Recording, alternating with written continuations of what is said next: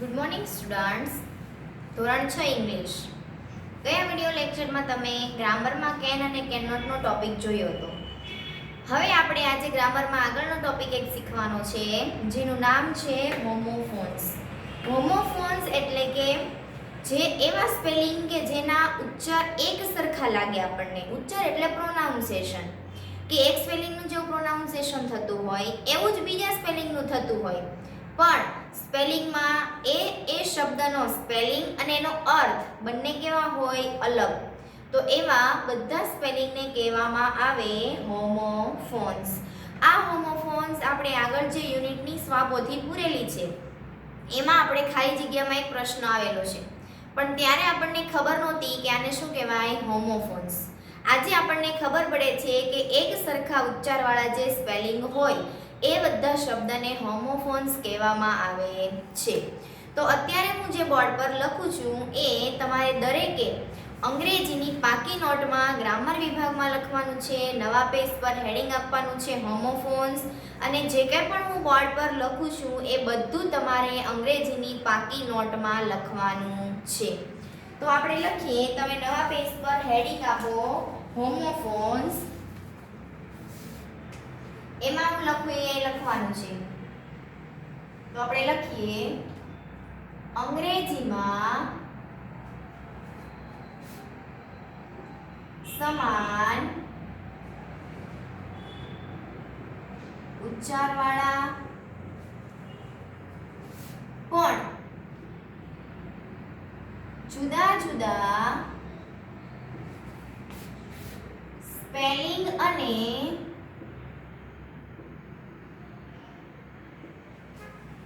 જુદા અર્થવાળા બે શબ્દને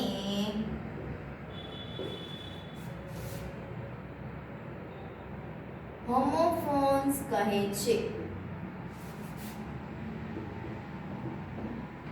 એટલે કે એનો ઉચ્ચાર એક સરખો થતો હોય, આપણે સ્પેલિંગ વાંચીએ ત્યારે, પણ એનો સ્પેલિંગ લખવામાં અને એનો અર્થ લખવામાં એ બંને કેવા હોય? અલગ હોય. એવા બધા શબ્દને શું કહેવામાં આવે? હોમોફોન્સ. પછી આપણે એક્ઝામ્પલ લખીએ. એક્ઝામ્પલ એટલે કે હું તમને એવા ઘણા અમુક શબ્દો લખાવું છું જેના સ્પેલિંગ અલગ હોય, અર્થ અલગ હોય, ઉચ્ચાર એક સરખા હોય, તો એ બધાને શું કહેવાય? હોમોફોન્સ. તો હું અહીંયા લખું છું એવા શબ્દ તમે લખવા લાગજો. હવે એટ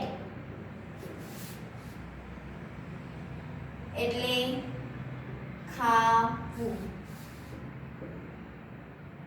એટ એટલે 8. જો આમાં એટ એટલે ખાવું અને 8 એટલે 8. બોલવામાં એક સરખું છે. આપણે બોલીએ ને તો 8 અને 8, પણ બંનેનો અર્થ અને સ્પેલિંગ કેવો છે? અલગ. એકનો અર્થ ખાવું, એકનો 8, બંનેનો સ્પેલિંગ પણ અલગ.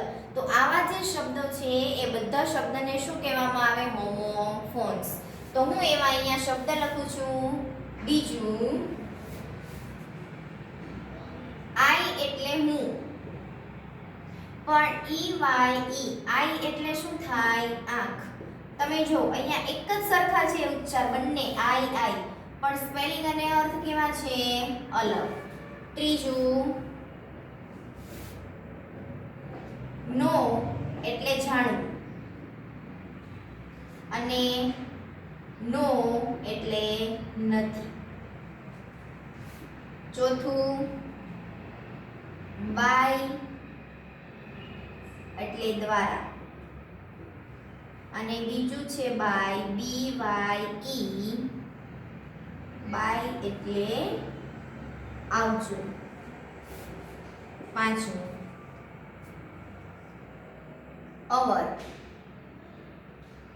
અવર એટલે આપણું, અને બીજું છે અવર, આપણે એને કહીએ આવર એટલે કલાક. એના પછી છઠ્ઠું, સી એટલે જોવું. તો બીજું છે SEA, સી એટલે દરિયો. 7 TWO2 એટલે બે. TOO2 એટલે પણ. એના પછી છે HEAR, હિયર એટલે અહીં. HERE,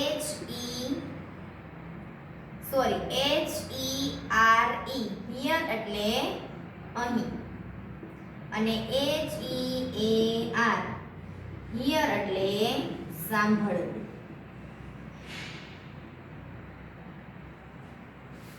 9મું નોટ, NKNOT, નોટ એટલે ગાંઠ. NOT, નોટ એટલે નથી. એના પછી WEEK, વીક એટલે અઠવાડિયું. અને બીજું છે WEAK, વીક એટલે નબળું. એના પછી 11મું RIGHT, રાઈટ એટલે સાચું.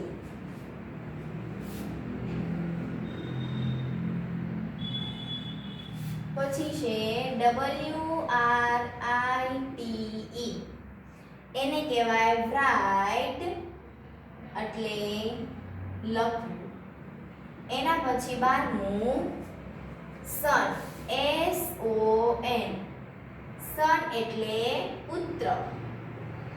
અને SUN, સન એટલે સૂર્ય.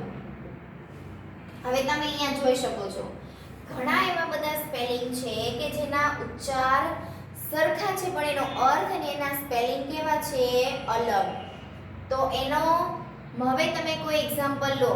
કોઈ વાક્યમાં તમે બાયની જગ્યાએ BY, બાયની જગ્યાએ તમે BYE બાય લખ્યું તો તમે એ વાક્યનું ગુજરાતી કરો એટલે એનો અર્થ એકદમ ફરી જાય.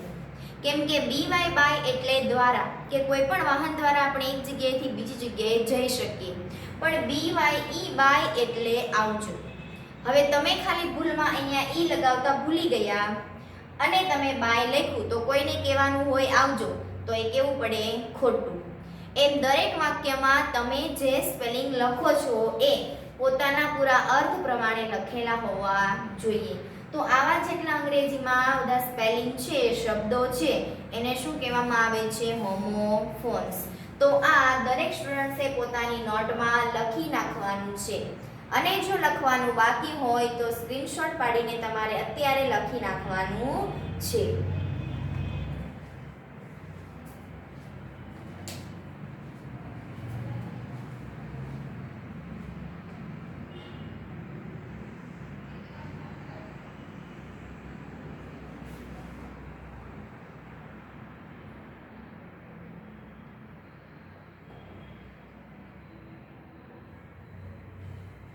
ચાલો હવે આ તમારી નોટમાં લખાઈ ગયું એટલે હવે આપણે ગ્રામરની અંદર હોમોફોન્સ જોઈએ. તો હવે તમે દરેક ગ્રામર ખોલો.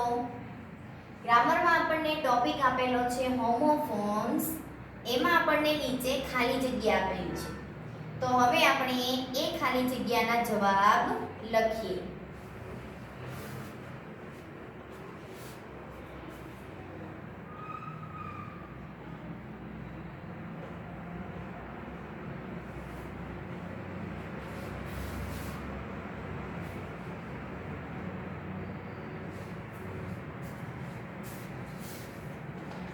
ચાલો પહેલું જો ગ્રામરની અંદર છે પેજ નંબર 30 એટલે કે 30. એમાં પહેલી ખાલી જગ્યા જો આઈ ગોટ ખાલી જગ્યા. ગોટ એટલે મેળવવું, પેન્સિલ. હું પેન્સિલ મેળવું છું. કેટલી? તો કૌંસમાં આપણને આપેલું છે 8 અને 8. પહેલું 8 એટલે 8 ને બીજું 8 એટલે ખાવું. તો આમાંથી આપણે કયું અહીંયા વાક્ય પ્રમાણે બંધ બેસે? તો કે પહેલું આપણને આપેલું છે 8. તો હવે વાક્ય આપણે જોઈએ કે આઈ ગોટ 8 પેન્સિલ. મેં 8 પેન્સિલ મેળવી. બરાબર, વાક્ય થઈ ગયું બંધ બેસતું.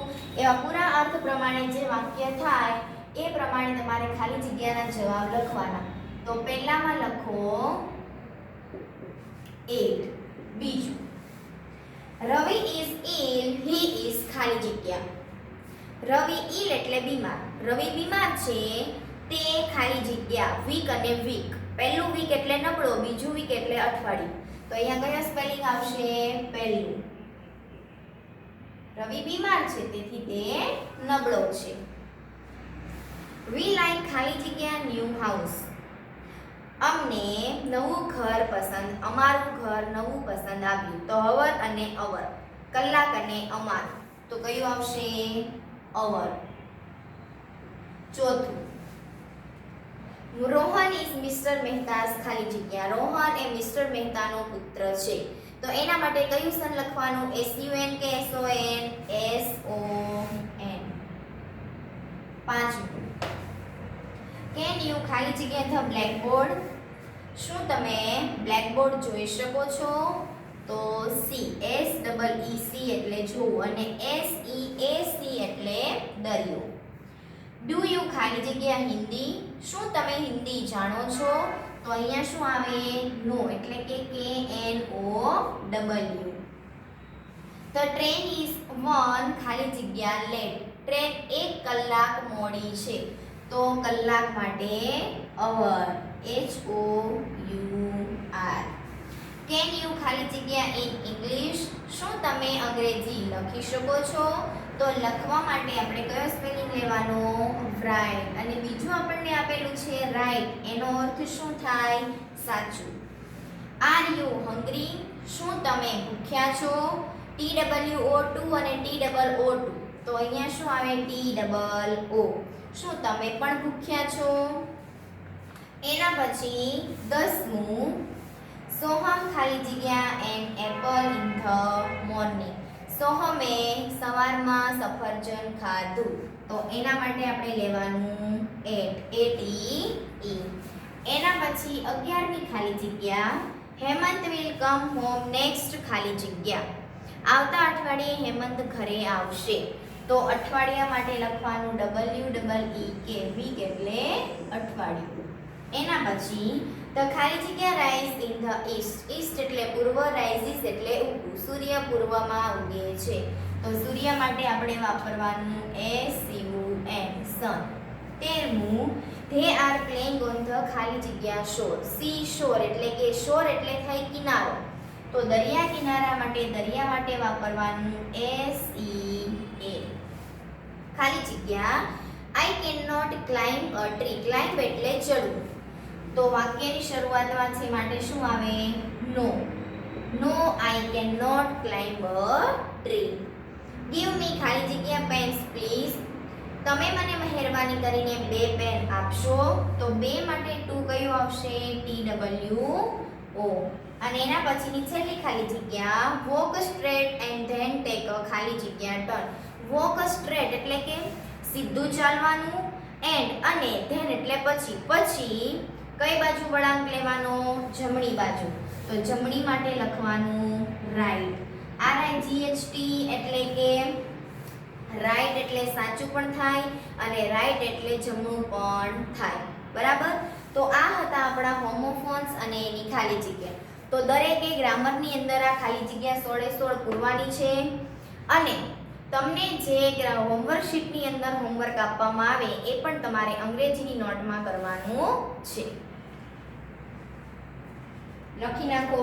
જે લોકોને લખવાનું બાકી હોય એ સ્ક્રીનશોટ લઈ લેશે.